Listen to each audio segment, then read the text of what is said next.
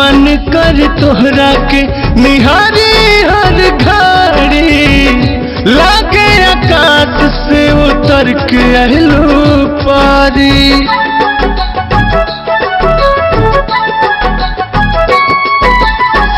मन कर तोहरा के निहारी हर घड़ी, लागे आकाश से उतर के अहलो पारी।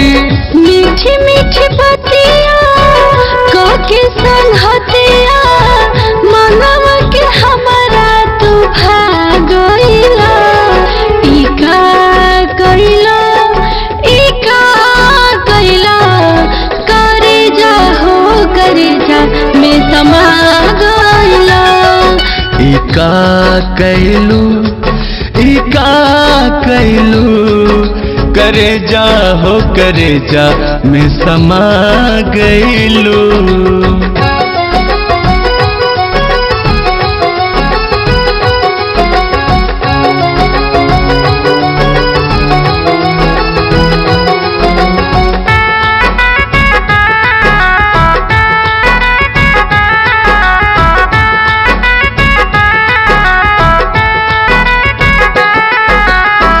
तहरा खूबसूरती के करी का बड़ाई, मोह ले लू मान जब ले लू अंगड़ाई। तू तो सनम कुछ कम नहीं खा, दिल से जुदा एकदम नहीं खा। मने बड़ी खुश होता, अच्छा महसूस होता, जब से तू जिंदगी में आ गइला।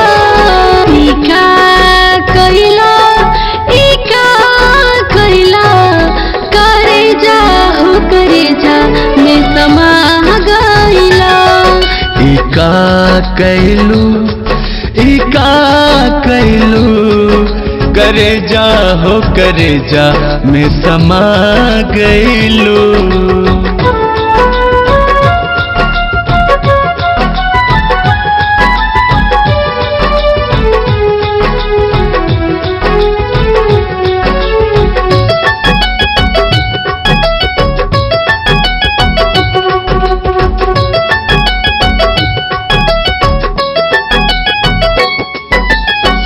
बस गइलू सांस बनके तू हमरा सीना में, ऐसा न लूक नइखे कौनो हसीना में। तू ही मोर जान धड़कन बड़ा हो, सबका सब से पसंद बड़ा हो।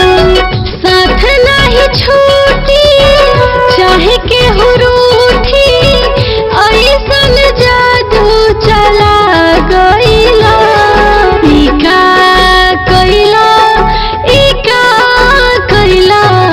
करे जा हो करे जा में समा गइला।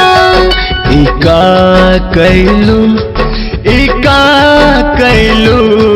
करे जा हो करे जा में समा गइलू।